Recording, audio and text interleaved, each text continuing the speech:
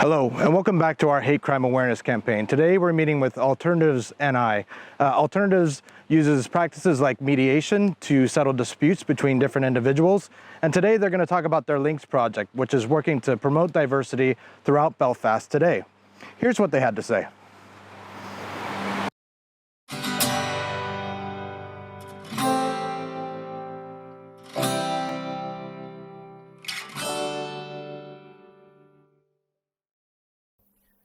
Thanks for having us here today. If you just start off telling us a bit about Alternatives and specifically about the Lynx Project. Michael, thank you for this opportunity to talk about our work. Yes, I'm Denise Hughes. I work for Alternatives, which is a restorative justice agency. We're a community-based restorative justice agency, which means that we work where harm has been caused, where someone has done an offence that has caused harm to someone else. But where we're different from the criminal justice services that we look at, who has been harmed and how it impacts the community. So it's a wraparound service that addresses the needs and the issues and the challenges of both the victor, the offender and the community. The Lynx Project comes out of that, and it's about thinking about how do we live together with people who are different from us. And as you know, this is a country, a community coming out of conflict. So it's about thinking about how do we live with difference, how do we get comfortable living with difference, and how do we do that through a restorative lens. So Lynx is an engagement programme, an inclusion programme, and it's about bringing together what people would describe as the two traditional communities here, both from the PUL and the CNR, as well as the newcomers. So those from a BAME community have come to this country to live and work and who are now part of those communities. So it's about seeing how do we understand each other, how do we think about community, how do we think about identity, and how do we think about culture collectively. And Denise, you know this project is about hate crime. How does this project mesh with the wider societal goal of effectively tackling and addressing hate crime? The Lynx Project is not a hate crime project per se. That's not what we're about. We're an inclusion and engagement programme. However, we do know that hate crime occurs when there's a breakdown in the relationships between people, where someone or a group of people do not understand why some people are here, living here, and the contribution that the newcomers and BAME community make to our communities and our society. So for us, Lynx, in doing some of that engagement work and bringing people into those relationships and those conversations, where we can really fully explore and I suppose unpack some of those myths that go around and some of those stereotypes, and just build those better relationships, then we hope in doing that will spread out and act as a preventer of hate crime.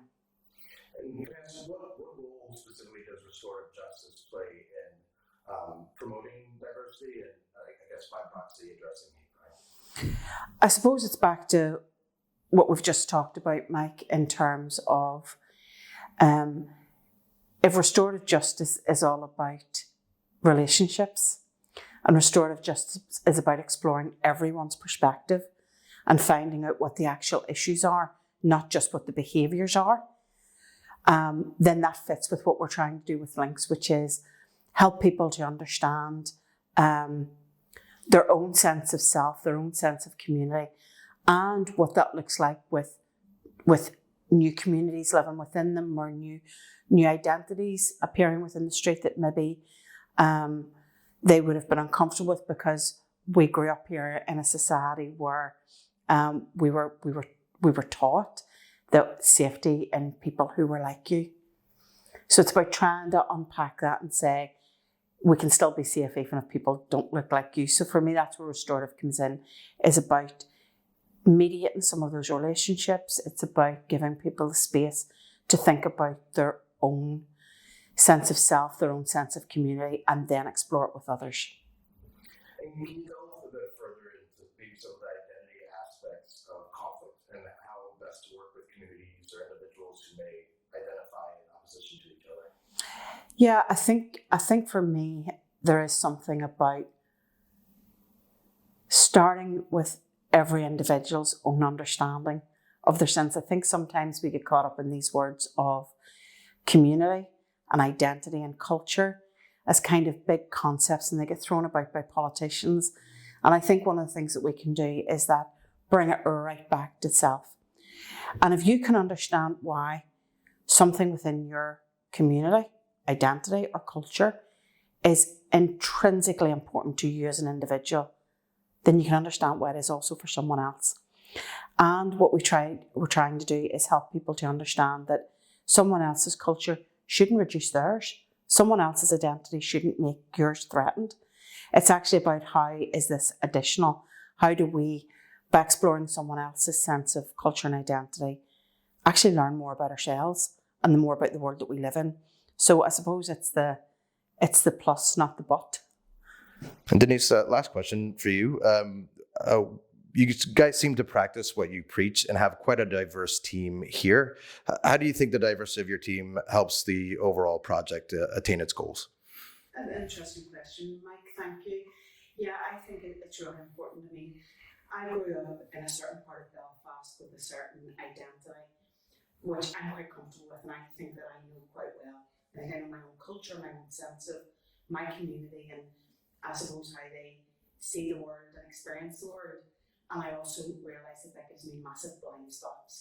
So I don't know what it's like to be from the other community, whether that is a different religion, a different political perspective, or someone who doesn't look like me.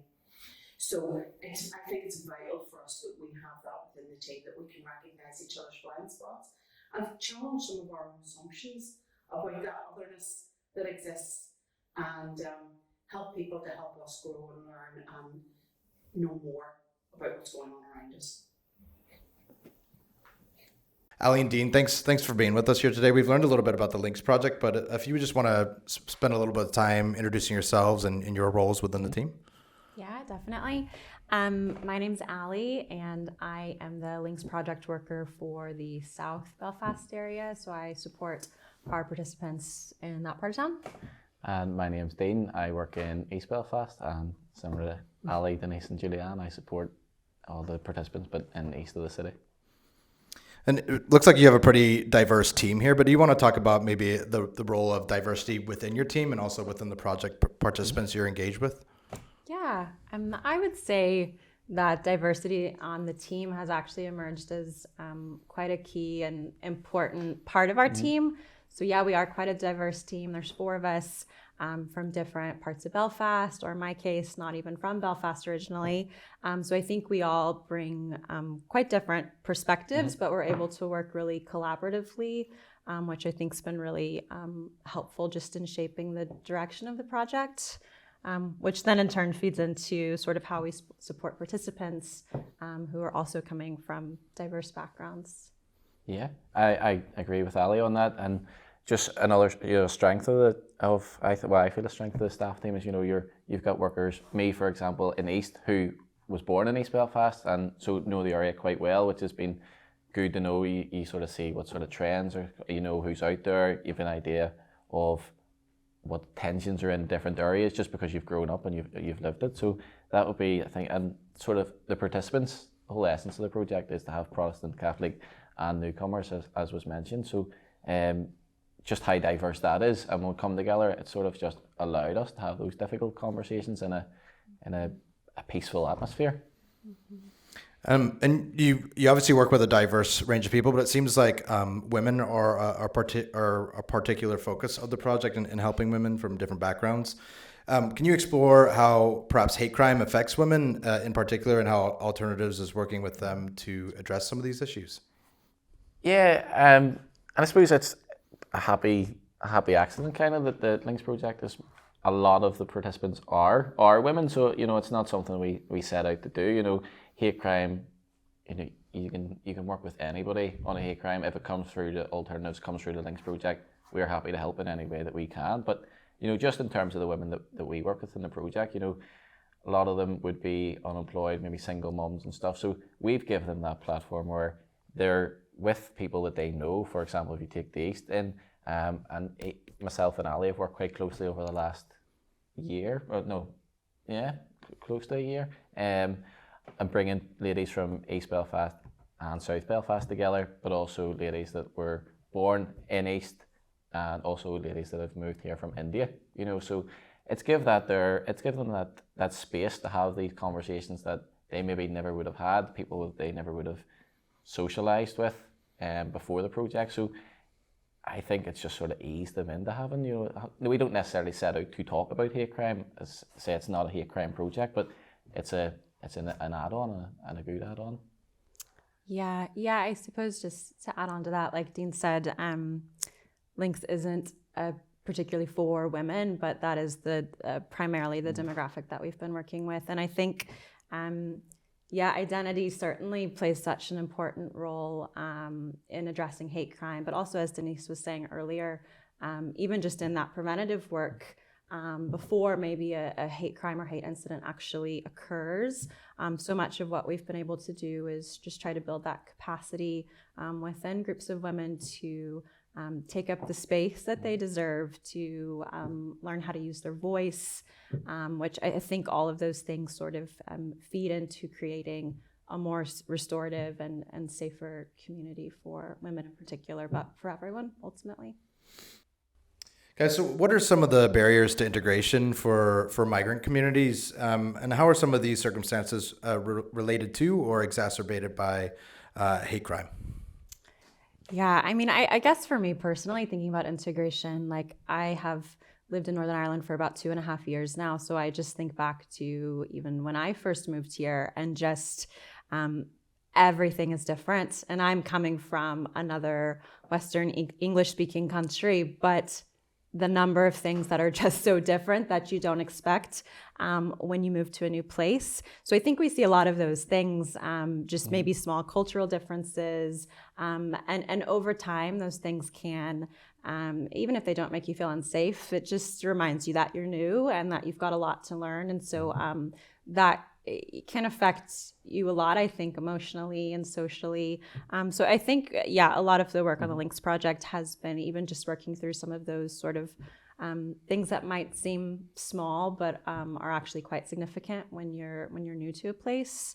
Yeah, and just adding on to what Ali was saying, one of the projects within Lynx was we had 10 newcomers from a range of different places. We had people from Morocco and people from Syria, and they come over here and people think it's, they get their house and they get a job or they do whatever they're doing. But some of the things they don't know how to do is book a doctor's appointment, register for a doctor, how to get a club card for Tesco, something that we take for granted. But these are the conversations that they need to have before they move on to potentially talking about hate crime, or we move them in to work with the other existing groups that we have. So that group have been working together for a few months now, and they're at a good place that we're hoping over the next month or two we can get them to meet with some of the ladies that have already been working with us over the course of the project. So it's important that we work with the particular newcomers, the ones that have come over here where English wasn't their first language, and we work with them with where they're at. We don't guess that they're at this stage whenever they're maybe 3 or 4 steps behind. So it's important to take away those myths. They come over here, they know how to speak English, you hear, but they genuinely don't. They've got 1 or 2 words, and we need to work with them where that is. And I suppose as well, I think for wherever newcomers might be coming from, I think something that does set the Lynx Project apart is that at the core, it's about building relationships. And so it's even just being that person that someone can contact and say, what's a club card? Yeah. Or, things like that. It's really just about providing those relationships. And, that might start first with us as the project workers, but ultimately the hope and what we're starting to see take place is that we're able to connect groups together, connect maybe a local group with a group of newcomers, and then they can provide that for each other. I think that's been something really lovely to see within the project. And it's obviously been a tense time in communities throughout Northern Ireland recently.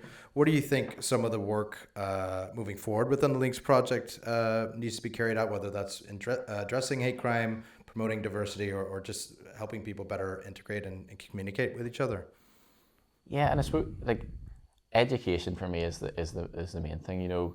Julianne mentioned something earlier on about being proactive rather than reactive. So if kind of a legacy that we want to leave with Lynx is, that there's always that education there, whether it's with alternatives or CRJI, and we want to leave those platforms. We hope that the ladies and some men, and we'll not leave out the men that we've been working with as well, but we hope that we've left an impact with those people that they can pass on to their peers, and then they can pass on to their peers, and it's giving them a voice or the confidence to challenge these negative perceptions that are maybe put out there in their community.